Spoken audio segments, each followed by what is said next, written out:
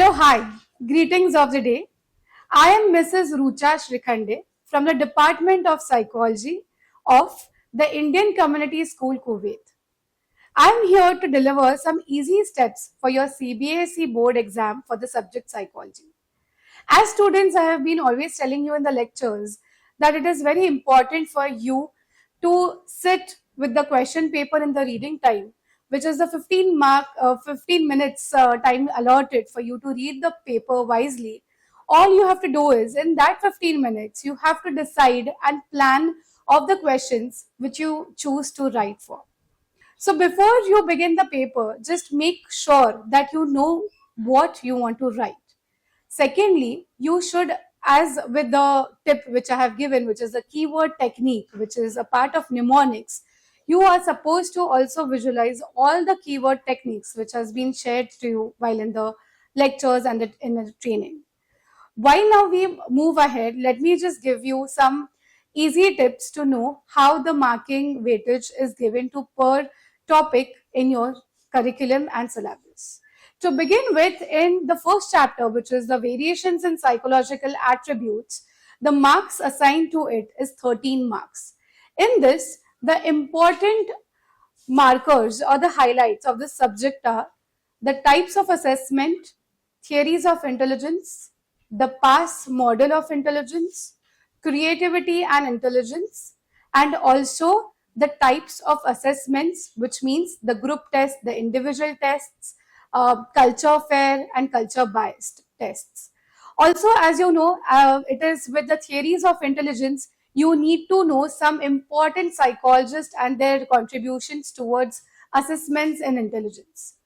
Specifically, I would make some names which are Mohsin, that is in the testing, intelligence testing in India, and also William Sternberg, and all of those who have contributed into the theories of psychological attributes and more into intelligence. So, students, please know that this first unit of variations in psychological attributes is going to have 13 marks assigned in the entire question paper. Moving ahead is your self and personality unit number 2, which is going to have again 13 marks. In this, the important topics are, as of now, the concept of self, emotional intelligence, the cognitive and behavioral aspect, concept of personality, psychodynamic and perceptual approaches, and as a humanistic and the behavioral approach. Also, the assessment of personality with NeoFFI and MMPI are some important assessments which needs to be really revised before you appear for the examination. Moving ahead, the third unit is going to be your meeting the life challenges. It is a 9-mark weighted unit in the entire syllabus, and all you need to know is the nature and type of stress. In nature and type of stress, all you are supposed to know is the stress model, the stress diathesis model, the types of stress, which is eustress, distress, and stress, and its psychological effect on the physical body. With this, the important highlight of this unit is also the general adaptation syndrome, which is called as GAS, and that also can be asked as a question as explain GAS in detail and can have 6 marks in your question paper. Moving ahead is the stress, immune system, and lifestyle. So, how stress is the reason of many psychological and as well as physical conditions, digestive and the gut issues. It's also a 1 6-marker section E question which also might be asked.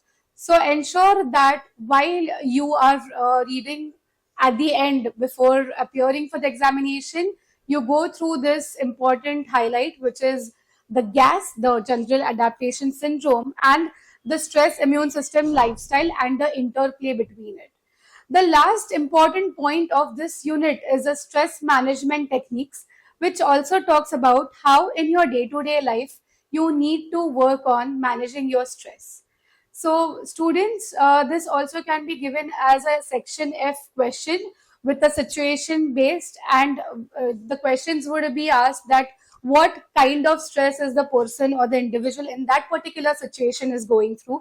Is it distress? Is it eustress? What type of effect is the stress is giving on that particular individual of the situation? And section E is all what you write, is all what you have to write, and that is a 2+1 3 marker question.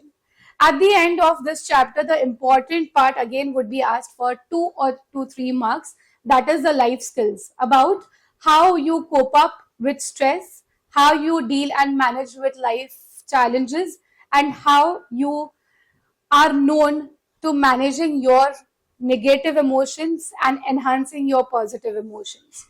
So this is it for chapter 1, 2, 3. Hi, my dear students. I'm Mr. Riaz Mohedin, Department of Psychology, the Indian Community School, Kuwait. This video will be dedicated to you how to prepare and score good marks in the psychology examination. I'm going to start with chapter 4, psychological disorders. In this chapter, 12 marks will be asked. Classification of psychological disorders, the very first topic in this chapter, Diagnostic and Statistical Manual of Mental Disorders, DSM-5, and International Classification of Diseases, ICD-10. Factors underlying abnormal behavior.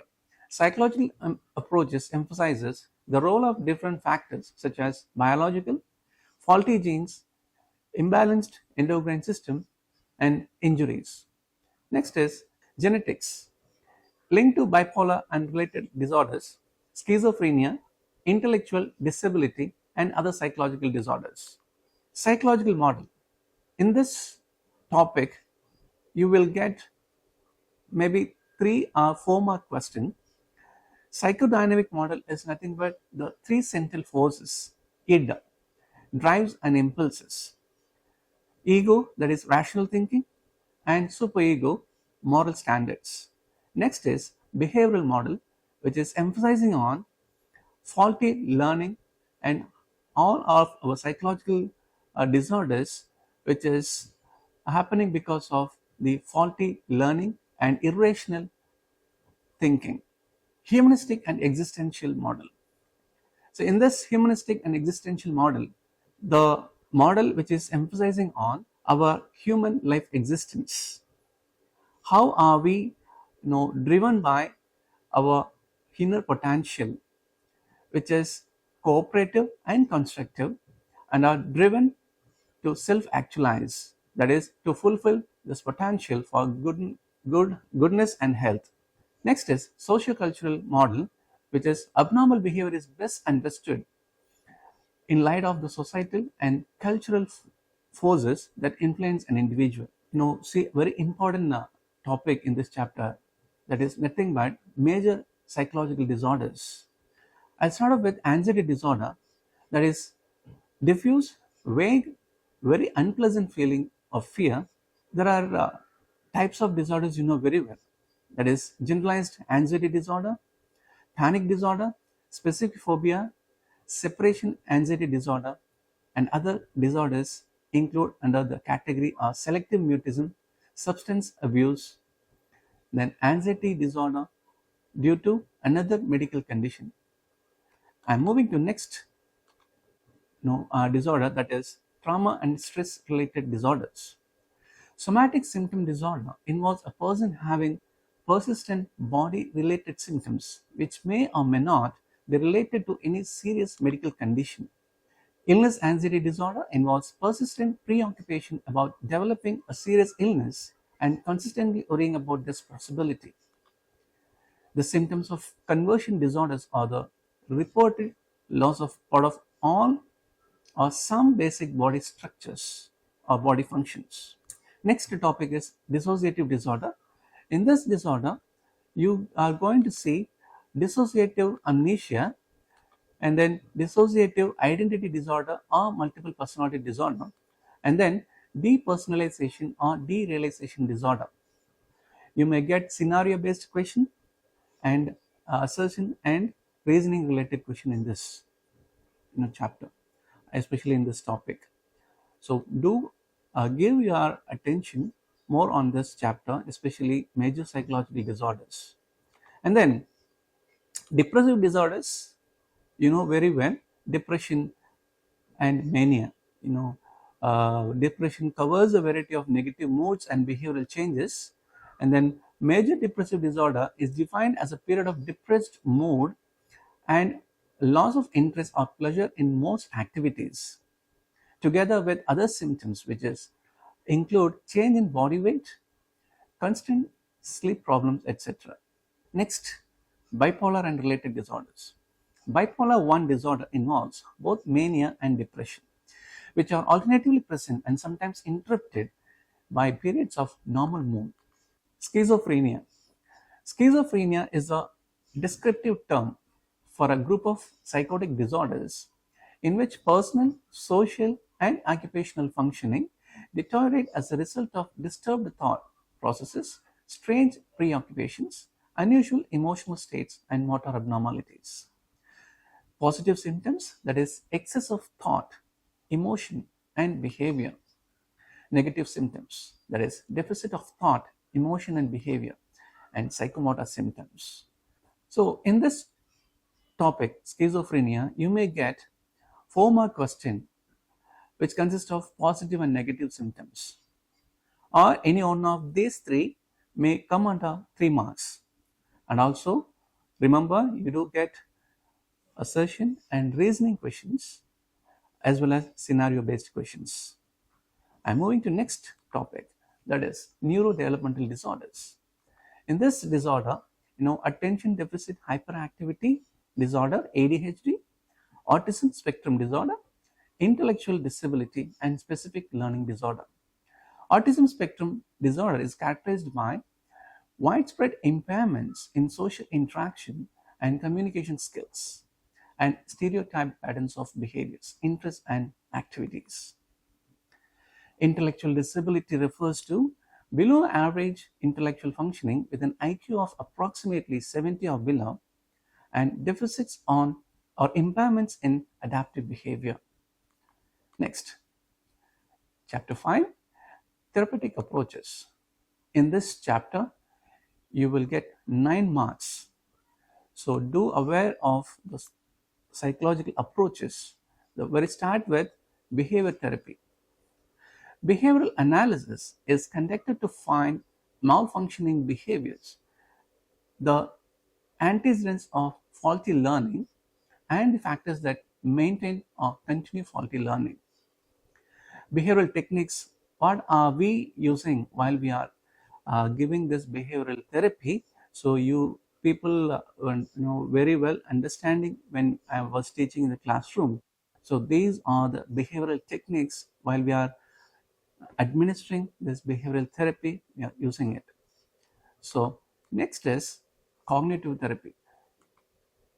Albert Ellis formulated the rational emotive therapy, antecedent belief consequence, that is ABC analysis. And next is Aaron Beck's cognitive therapy. Core schemas, dysfunctional cognitive structures are the key terms you should remember when you are learning for this topic. Any one of these therapies may be asked under 3-mark question, or you may get therapeutic approaches under 6-mark question, or you do get scenario based questions as well. So do aware of these kind of questions going to be asked. Next is humanistic existential therapy. You know well, Carl Rogers and Abraham Maslow are the prominent psychologists who have given this idea. Self-actualization, an innate or inborn force that moves the person to become more complex, balanced, and integrated. That is, achieving the complexity and balance without being fragmented. Viktor Frankl, logotherapy. The psychiatrist and neurologist propounded the logotherapy. He says, process of finding meaning even in life-threatening circumstances as the process of meaning making. So you will get maybe a 2-mark question and scenario-based event.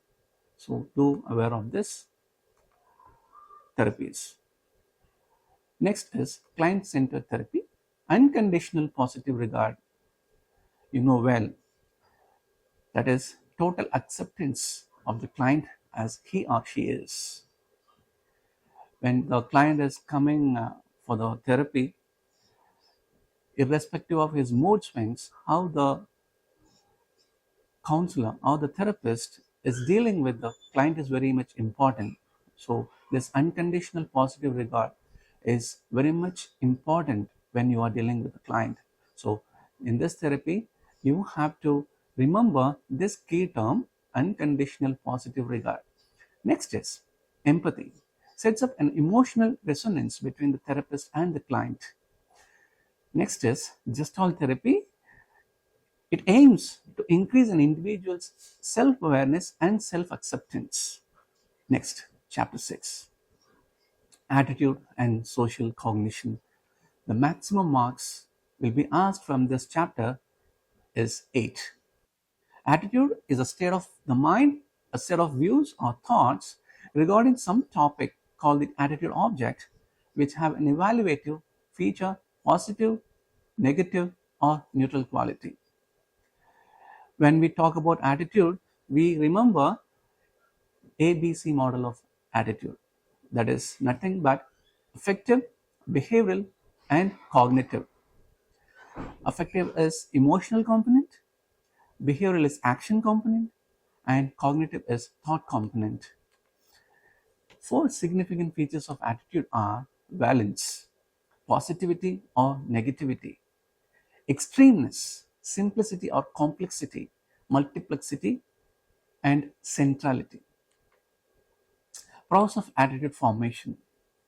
Learning attitudes by association, positive association between a teacher and a student. We are forming an attitude. It's based on how the opponent is. I have given you an example, teacher and student relationship. Learning attitude by being rewarded or punished. Learning attitudes through modeling. Learning attitudes through group cultural norms. And learning through exposure to information. This is how we are forming our attitude. So this attitude formation question may be asked under 4 marks or 3 marks as well. Next is factors that influence attitude formation. Family and school environment, reference groups, personal experiences, and then media related influences. Next is cognitive dissonance. The concept of cognitive dissonance was proposed by Leon Festinger. The cognitive components of an attitude be consonant, that is opposite to dissonant, that is they should be logically in line with each other. If an individual finds that two cognitions in an attitude are discontent, if an individual finds that two cognitions in an attitude are dissonant, then one of them will be changed in the direction of consonance. Next topic is prejudices. Prejudices are examples of attitudes towards a particular group. They are usually negative and many cases may be based on stereotypes, the cognitive component about the specific group. Next is learning, a strong social identity and in-group bias, and then scapegoating, kernel of truth, and then self-fulfilled prophecy. The prejudice and all being handled. So strategies you may get as a question, or how are we forming or learning prejudices, that is going to be asked under 3 mark questions or 4 mark questions. Next, I'm moving to chapter 7, social influence and group processes. In this chapter, you will get 6 marks. Groups, an organized system of two or more individuals who are interacting and interdependent, who have common motives, have a set of relationship among its members, and have norms that regulate the behavior of its members. Groups and teams. In groups, performance is dependent on contributions of individual members. In teams, both individual contributions and teamwork matter. In groups, the leader or whoever is heading the group holds responsibility for the work. However, in teams, although there is a leader, members hold themselves responsible. How do we form group? What are the stages? Let us see forming. The very first stage, people try to know each other and assess whether they will fit in. Next is storming. There is a stage of intra-group conflict. Third one, that is norming. Develop norms related to group behavior. And performing, group moves towards achieving the group goal. The last goal is adjourning. Once the function is over, the group may be disbanded. Next is type of groups. Formal groups. These groups differ in the degree to which the functions of the group are seated explicitly and formally. Informal groups, not based on rules or laws, and there is close relationship among members. In group, the term group refers to one's own group, and out group refers to another group. Next, influence of group on individual behavior. Social loafing, a reduction in individuals' effort when working on a collective work or a collective task, that is, one in which outputs are pooled with those of other group members. Next is social facilitation, that is, an individual performing an activity alone in the presence of others. So, my dear students, in this chapter, I said earlier, 6 marks going to be asked. Maybe you may get the difference between groups and teams and influences and then group formation.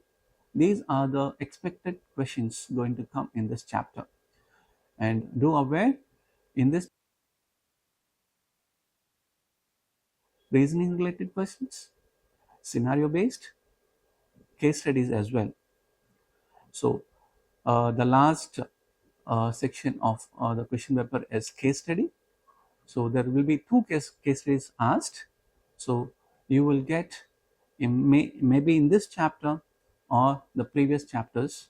So do aware of the case study questions. Don't rush up with the question, just do analyze and answer it. Wishing you all the very best. I hope you will score good marks. Thank you very much.